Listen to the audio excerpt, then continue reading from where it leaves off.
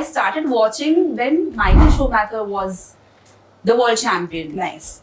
So he has been a favorite. He's put Formula One on the map for, like, most of us Indians know Michael Schumacher. Absolutely. And when I went there, I saw so many people passionate about the sport. That's when I realized that why don't I do something for the people who feel that the sport is unapproachable. Right. So for the new fans, probably they can't really understand, but for the old fans, it's quite exciting how the 2026 season is going to be Correct. changing and what it means to the fans. Right, right. It's not just the race day. There are other things, other activities on the track that you can experience. So if you anybody who's watched a Formula One race on TV, they've seen there's a pit crew that changes the tires. So you can actually do that on a track. So there's a F1 village that gives you that kind of experience. Oh. So I've seen a lot of increase in female fan viewership because there's a lot more acceptance now when it comes to females creating content or females watching motorsport in general also. At the point that you made that F1, the movie was more of a marketing tool Yes. rather than just a movie. Formula One partners with chefs like Gordon Ramsay. So Gordon Ramsay puts together a curated menu for the VIP guests, and those packages are as expensive as 75 lakhs a race Are you weekend. serious? Yeah. So every time I think about failure or I'm feeling low, I just want to pick up my car keys and go for a drive. Nice. And that is because I feel so liberated when I'm behind the wheel. So there are a lot of F1 screenings that have been started since last year. I've been going to a lot of these screenings, and you meet a lot of new fans there, get to network and understand their perspectives also.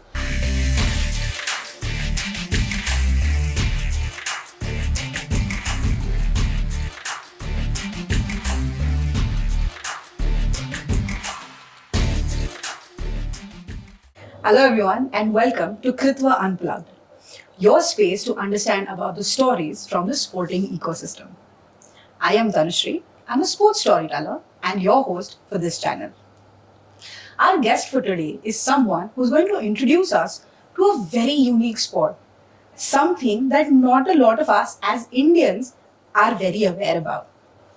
We have Amrita Karnik joining us today, who's going to give us information about Formula One.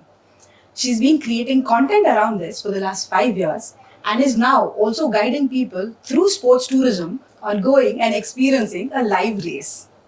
So if that is something that is exciting to you, then make sure that you listen to this podcast till the very end. Let's jump right in. So hi Amrita, and thank you so much for joining us for this episode. Thank you for having me, Tanushree. Thank you. So let me get down to the first question directly. So you are a photographer. How is it that you got into motorsports in the first place? So, I've always found myself in a room full of guys. Nice. So, I'll explain that. How? I've always played cricket, I've always played motorsports games like Formula One or any Need for Speed, Midtown Madness. This was all of my childhood. So, my brother got me interested in motorsports and particularly cars. So while back in school, most of the kids used to read Tinkle and all those kind of things. I used to mostly read car magazines. And we used to play, like my brother and I used to play a lot of Formula One. Right. And that's how I started understanding who the drivers are back then. I used to watch it with him. And that's how the journey began. Like that's how I got interested in cars and motorsports mainly. So how old were you when you got into this? So I think I was 8 or 9. Wow, that is quite young. Yes. Wonderful. And then, so how has that journey been? So you are now a content creator for motorsports. Yeah. So how did that happen for you? So that time, obviously, I was too young to understand Formula One back then, the race strategies and what exactly happens behind the actual racing days. So I was too young back then, and that's why probably I lost interest and I took a really long break and came back to F1 in 2021. Okay. But since that time, I followed each and every race. I followed every driver, what his journey exactly looks like, what it takes to reach that F1 seat, because it's a long journey. They start too young. I think they start as early as 3 or 4 also. Wow, really? Yes. So Wow. that's what I started understanding and learning what exactly their journey looks like. Mm. And I think that's kept me hooked all along. That's fantastic. So, who are some of your favorite drivers? Okay, so one of them which I'm wearing is Yeah. Ayrton Senna. So I started watching when Michael Schumacher was the world champion. Nice. So he has been a favorite. He's put Formula One on the map for, like, most of us Indians know Michael Schumacher. Absolutely. And after that, when I started watching F1 again, I've been a huge Ferrari fan. So that's when I got back to F1. I thought, let's see what's happening with Ferrari particularly. When I found the two drivers, I was instantly so attracted to Carlos Sainz. And since then, I followed him. Like, even if he's changing teams, I will definitely follow him to another team. So he's one of my favorites, and Fernando Alonso is another. Wow, wonderful. So, what is it that you like about them, as sports people or as athletes of the sport? Is there anything particular that you like about their demeanor or the way that they play the race or anything of that sort? So, what I've understood so far about Carlos Sainz is his career and my career is very similar. Oh, Obviously, nice. in his motorsports and mine in photography. But he is somebody who will not really only think about where I'm getting the most. He's been a team player. Nice. Like, if he's going to a midfield team also, or any team that is not going to get him a championship immediately, Right. he looks for long-term benefits. Like, he wants to, now that he's moved from Ferrari to Williams, he's looking at a long-term relationship, building the team, and he's trying to be a great human first. Wow. That he's trying to build the team, and there's a resurgence for Williams right now. There's a resurgence that they have been championship winning team back in the 90s, early 90s, and now they were nowhere. And now this man is helping them build a great team again. Wow, that is wonderful. I love this, ki as fans also, so it's not just about their on-field performance, it's who they are as people that we relate Yes. to even more. Yes. So, have you actually seen him live? Oh yes, I have. So 2023 was my first race. Right. Unfortunately, since it was my first experience, I did not have too much access and too much understanding of how and where to go and see the drivers. I saw him drive, but Okay. there are other things other than the races that you can actually go very close to the drivers and talk to them, meet them, see them, prepare their cars for the weekend. So in 2024, I went to Monza, and that was his last race with Ferrari, last season with Ferrari, before he moved to another team. So it was his birthday, and I just casually walked up to the Ferrari garage, and I saw a lot of people waiting there. Right. It was his birthday, Yeah. and everybody sang happy birthday for him. Wow. And that was the best memory for me, to see Wow. my favorite driver Right. on his birthday. Oh, that is wonderful. So, and like you mentioned, so 2023 was when you watched race live, right? Yeah.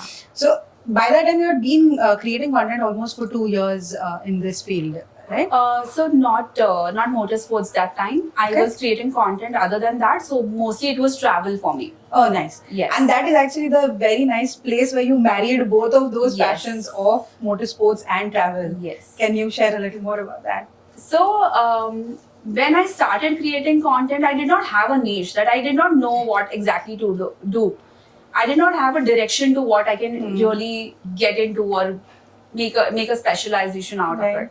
So 2023, I had decided, I had a written down goal that this year I have to go and watch a Formula One race live. Nice. So it was towards the end of the season, just last race remaining, and a friend called me and he was like, why don't you come down for a race in Abu Dhabi? Let's go. It's been a goal since long, you've been telling me, so Right. come down. So that was my first race experience, and when I went there, I saw so many people passionate about the sport. That's when I realized that why don't I do something for the people who feel that the sport is unapproachable, like budgets wise, or even it is not easily accessible for people who don't probably have a lot of money. Mm. But when I went there, I was so confident that no, I think we should promote the sport to people who love the sport, but they just have a misconception about no, it is not accessible for us. So that's when I started creating content around travel plus motorsport. And I love this shift, or that evolution from creating content to you started creating itineraries Yes. for people so they could also explore this watching a race live. So Yes. that is something that happened for you. Oh, that is fantastic.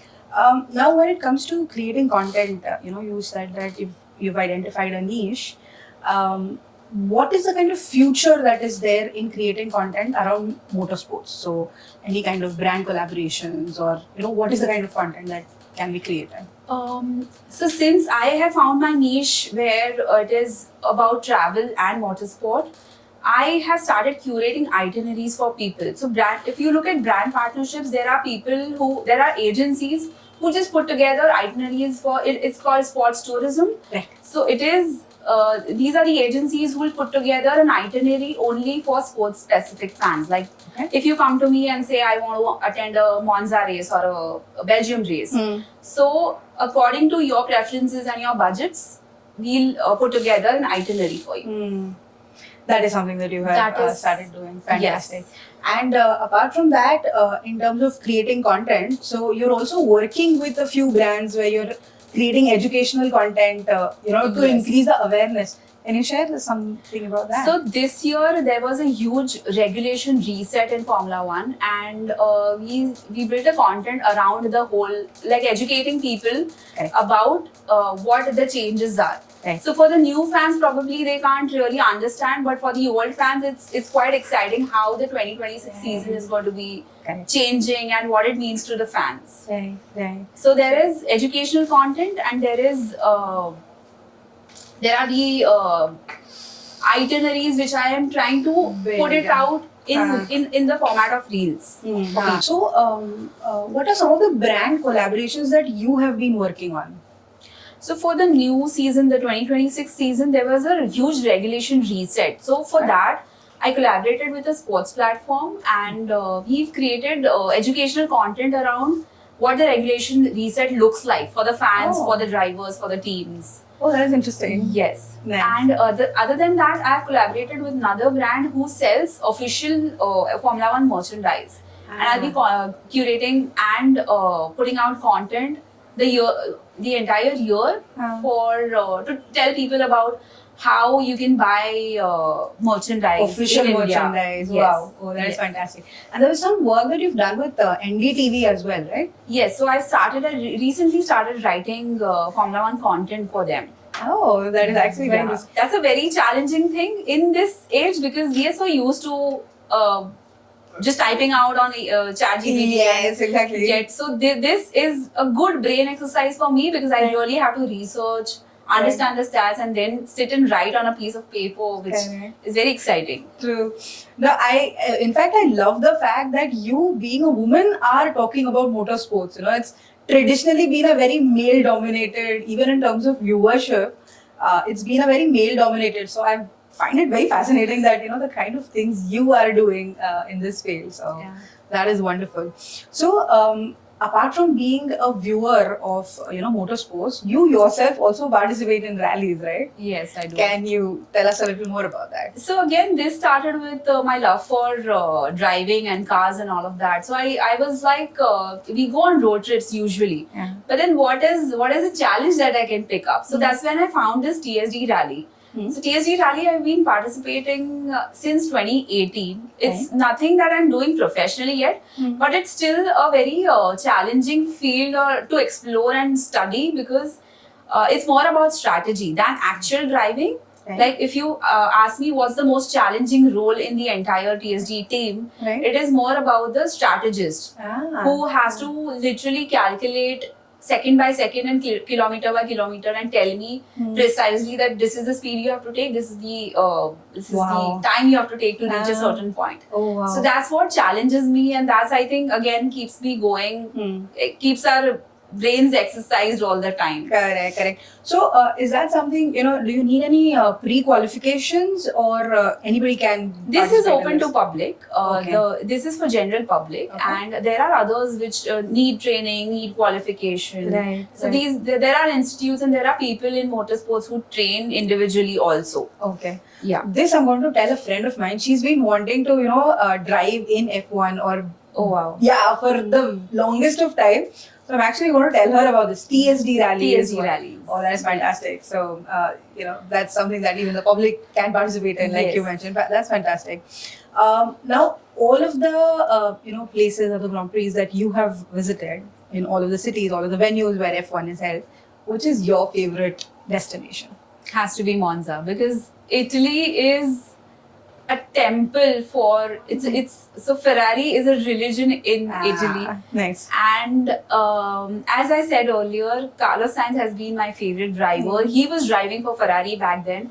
So that was a year I really wanted to make it to Monza to see him drive there. And it's a different feeling. Like, it gives me goosebumps every time I tell people about the whole atmosphere there. Like, the Tifosi is something that you have to experience. It is definitely one religion that puts people together on that That one that day circuit. track. Wow, that is wonderful. Yes. Can you explain a little more for people who don't know what sports tourism is all about?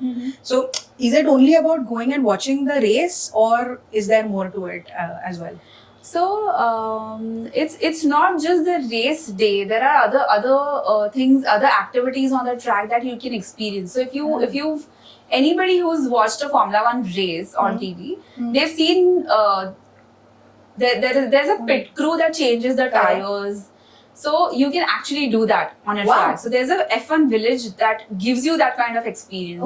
There are simulators where you can compete with like other 10 people and see how efficiently you can drive on that particular track. So there are F1 simulators which run the same track. For example, if I'm in Qatar, so I get to drive on that Qatar track on the sim, obviously, but it's thrilling to understand how precisely you can do it. Yeah.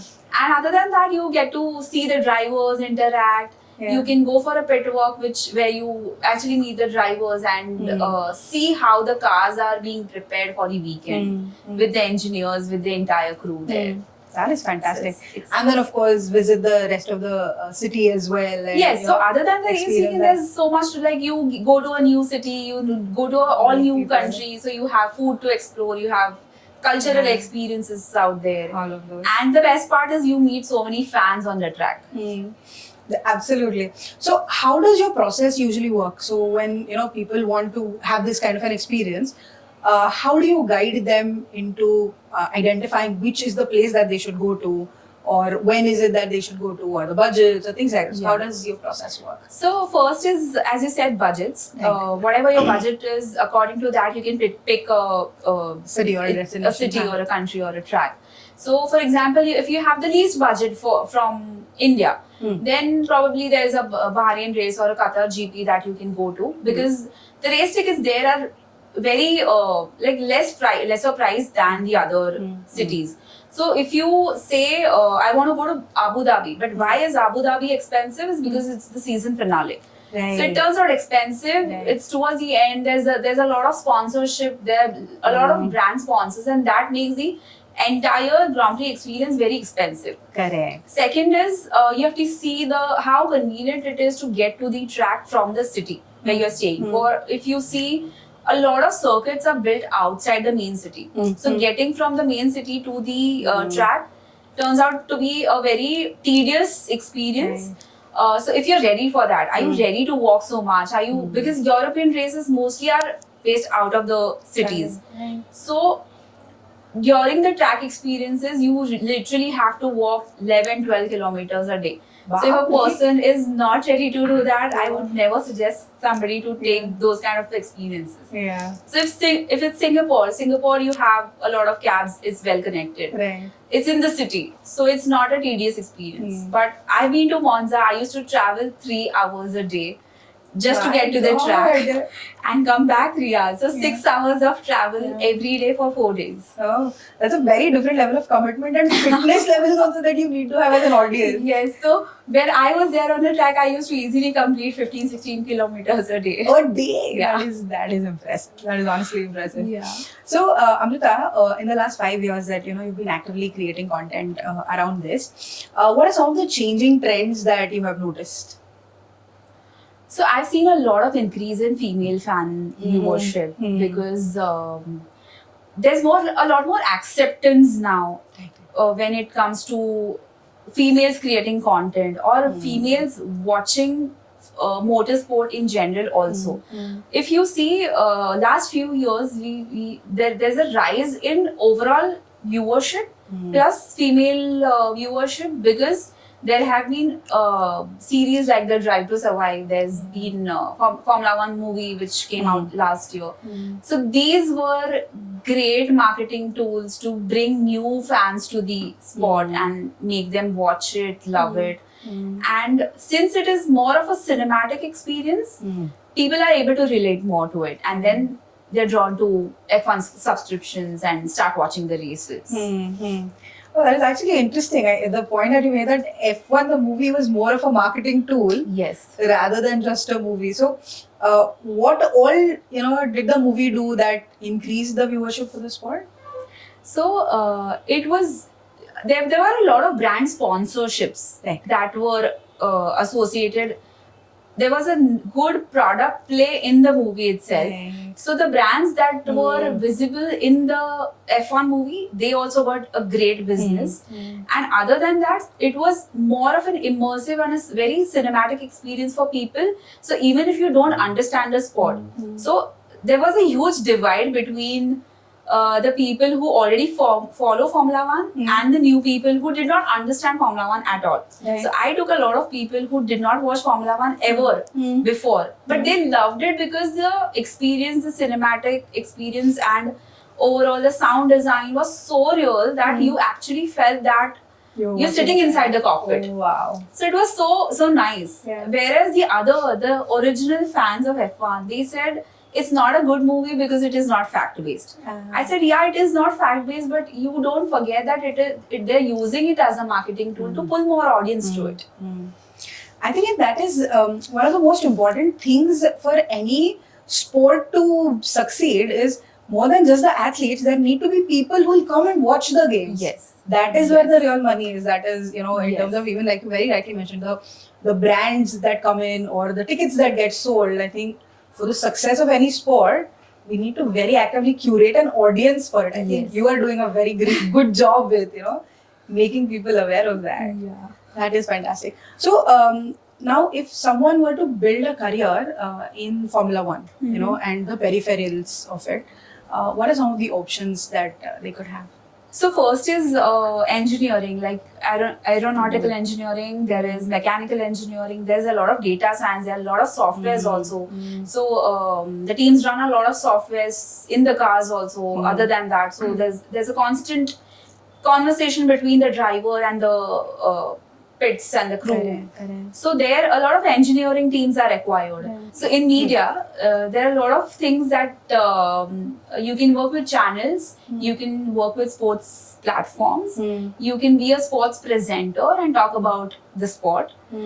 So there is hospitality, there's event management, there is logistics, there's business development, a lot of things put together, like a lot of things are required to put together one race in one country. So there's a lot of employment in every city that Formula One goes to. So they usually employ marshals, volunteers from the particular city that the sport is in. So employment opportunities wise, there are a lot of students who go and volunteer for the sport. Nice. And then once they get those kind of experiences, then they can level up to, say, engineering department or probably whatever their relevant field is, whatever their study is. Other than that, there's hospitality. People take Formula One packages where they have to stay, they have to experience certain food. So if we have to talk about food particularly, Formula One partners with chefs like Gordon Ramsay. So Gordon Ramsay puts together a curated menu for the VIP guests, and those packages are as expensive as 75 lakhs a race Are you ticket. serious? Yeah, That is insane. That again, I think, is an exciting opportunity for hospitality, restaurant people, chefs, and all to experience. Yeah. Wow, that is absolutely amazing. And honestly, how accessible are all of these opportunities? Because see, F1 is a pretty glamorous, sport. So, how accessible are such kind of opportunities? So for Indian students and Indians, it is a little difficult and a far-fetched dream right now. Yeah. Because if F1 is not here in India and all the opportunities, if you see, most of the teams are based out of Europe or the US, like 1-2 teams are based out of US. Most of them are UK and Europe based. So if you really have to do an internship also, you have to move your base to UK, Europe. Yeah. So yes, that way, that's the reason we don't see too many people out there in Formula One working in the pits or working in the engineering, or even the factories are based out of there. Right. So yes, it is a still little difficult. It's in the nascent stage, is Yes, what we yes. could probably say. Oh, that is fantastic. So thank you so much, Amrita. That will bring us to the end of our first segment. Okay. Okay. So that actually brings us to our second segment. This is something which we call as the failure feeling. Okay. So primarily because when we are into sports, obviously we face failure in different avenues in our life. But people who are in sports, they deal with failure in a very different way. So you've actually got a prop which shows, how you overcome failure or feeling low. So can you share a little bit about that? Okay, so every time I think about failure or I'm feeling low, I just want to pick up my car keys and go for a drive. Nice. And that is because I feel so liberated when I'm behind the wheel. And everything I think in my life is about going out, traveling, experiencing anything and everything related to the car. So I think being behind the wheel gives me wings. Wow. And I feel like I'm flying every time I sit in the car. And that keeps me going. So every time I think about, no, I don't want to do this, or I want to just quit my profession sometimes, you get absolutely. those kind of days. The burnout days or something like that. So then what keeps me going is, no, I have to attend this race in 4 months. Nice. I have to earn and I have to go for it. So Correct. that keeps me going all along. Beautiful. That is fantastic. Thank you so much for that. Which now brings us to our third segment. So this is something that is called as Community Asks. Okay. So apart from the conversation that we are having, there are some questions which our online and offline community have shared, which I would love to ask you. Cool. So the first question that we have is, for someone who's completely new to Formula One, what is the simplest way to start watching and actually understand what is happening on race day? Follow the entire season. You will take one whole season to understand the sport fully. Not exactly fully, but at least you'll get there. Like, what is happening? Why is a free practice day? What is a qualifying? What is a race day? So to understand the whole thing, do not go and watch any of these race series, or that will not give you fact-based things. If you really want to stick to the sport in the long term, like longevity wise, if you have to look at it, then you have to really follow the sport the entire season. Like watch all 24 races in the year. Hey, that is fantastic. So I think literally, like we spoke about some time back, as a sports person, obviously you need to be fit. But this is a commitment as a viewer also, as an audience or as a sports fan, that we commit not just to watching one race, but to the 24 races that are there. So my first season, I did that. Like I literally had a calendar set. No, I have to watch every single race. Oh, that takes commitment. Wow, that is fantastic. Okay, so what challenges can occur if we were to plan the trips on our own? The sporting, going and watching the races. So if they were to plan on their own, what are some of the challenges that? So it depends totally on what your travel history is, how experienced you are with traveling abroad.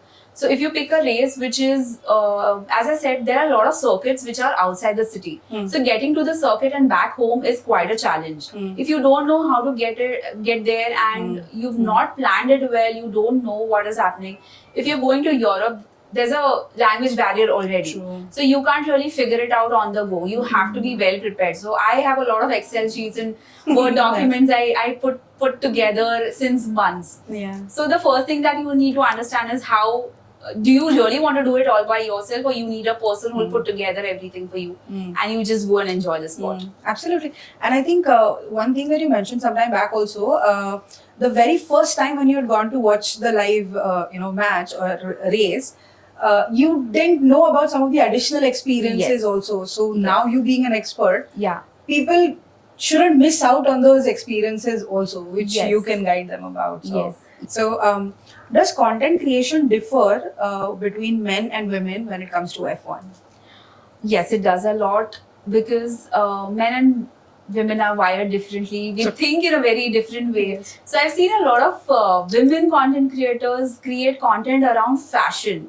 So fashion and Formula One is a lot related, because if you see these days, you see the drivers' partners in the paddock, and they're wearing certain brands, or they dress in a way that the female following is actually wanting to see what they're wearing, what brands they're wearing. There are so many pages who curate their looks and put it out, and people have actually made careers out of it. Wow. So that's what women are doing, and stats based more of I've seen men doing it. Right. Because if you listen to the conversations, men have more stat based and more technical conversations. Right.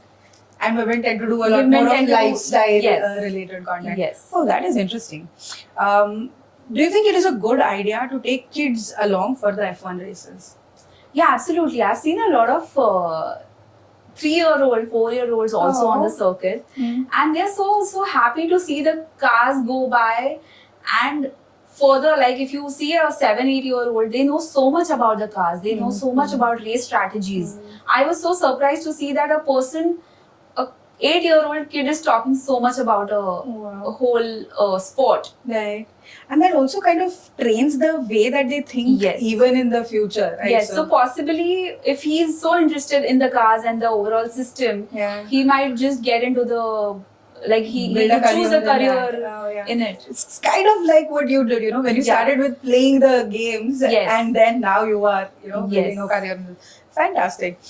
So have you met any of India's racing team or champions?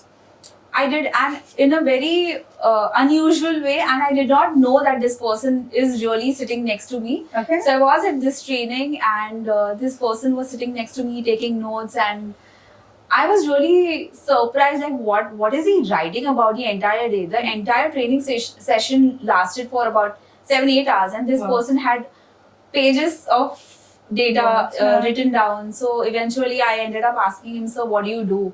He said, I'm a rally driver. And I was still unaware of what exactly the format could be, or what exactly he would be doing. Yeah. The first thing he asked me, do you do rallies, or what are you here exactly for? So I said, I do TSG rallies, but I'm here for the training to be a race official. So he said, if you want to learn about rallying, you come to me. Then he gave me his number, and then I looked up on Google, and then that's when I realized this person is the first Indian to finish a Dakar rally. So that was Mr. Sanjay Takle. Wow. And that's how I Wow. met him, and it was the most amazing experience of meeting an Indian motorsport person. Wow, absolutely. And I think he's got an illustrious career, like I think Yes. 35 years or more, I think. He's got a fantastic story himself. That is fantastic. So Amrita, you've built a niche creating informative and educative F1 content. What are some more opportunities if we want to become content creators for motorsports? So as I said earlier, there are a lot of women on the international front who are creating content around fashion. True. I've not seen Indian women do that so yet. much. So that's one gap that I Yeah. see. Right. And definitely whoever wants to get there, like even the males can get into like there is a lot of upcoming brands who are making fan merchandise just related to motorsports and F1. So that's one niche which people can Could also really focus on. touch. Yes. Oh, that is nice. So how can F1 viewership grow in India? especially among the younger audiences? So there are a lot of F1 screenings that have been started since last year. I've been going to a lot of these screenings, and you meet a lot of new fans there, get to network and understand their perspectives also. So I think going to one of these events, you get more interested in the sport, and you get to understand, like there has to be a hand holding also for new fans. You don't really understand the sport because it is very technical. So hand holding can help, and probably we'll have more people interested in it. I love the fact, so there's kind of like a community that builds, so you understand the sport from different perspectives as well. It's not just what you see on the screen, but you understand a little more about that person's journey, or things like that. Oh, that is because there are people who are supporting different drivers for different reasons. Everybody has their own reason. Like I had my own reason to support and relate to Carlos Sainz. correct. That's how I think others, like they would relate, understand the journeys of those drivers. Probably I tell you about that. So yeah, you can find a different fan, a different philosophy attached to it. Yeah, all right. That is lovely. So what are the top 5 races to attend on budget from India? So I think first is Qatar. There's Bahrain. There's Budapest, which is pretty much, if you want to attend a European race specifically, then I think Budapest is one of them. Okay. Singapore is quite accessible because it is still, the visas and all, the logistics are simpler. And fifth could be Abu Dhabi. For the final, the finale. The is finale usually where it happens. Yes. Oh, beautiful. If one could attend only one race in 2026, which one would that be? Or rather, which one should that be? Me or generally? Generally?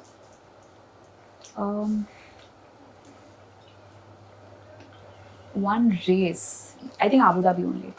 Yeah. That would be The most season accessible. finale is a different feel altogether. Yes. Beautiful. And the final question that we have is, do you think Indian Grand Prix could make a comeback? So talks are already underway that F1 could make a comeback in India, but obviously it's going to take longer to put together the sport. Yeah. The reason why it left was different, and now probably the government is again trying to revive it. There is the Adanis are personally looking into it since they're taking over the Buddha International Circuit. So they are looking into it as bringing it back probably in 2 years or something like that. So yeah, let's hope for it. That is fantastic. I think the government is actually taking great steps towards making India a sporting nation. Yes. So Yes. this is fantastic. And it will be great if it comes back because a lot of tourism would increase. A lot of employment opportunities are going to increase. True. So yes. Yes, fantastic. Thank you so very much, Amrita, for joining us and sharing so many different things about a sport that not a lot of people are aware about. Yeah. So thank you so so much. much. Thanks. So guys, if you have enjoyed listening to this episode and known, or rather come to know of a lot of different things about F1 and you want to start watching these races, then make sure that you leave that in the comments below. Let Amrita know how her information and how her efforts are actually going to increase a sporting fan for F1. Thank you so much for tuning in.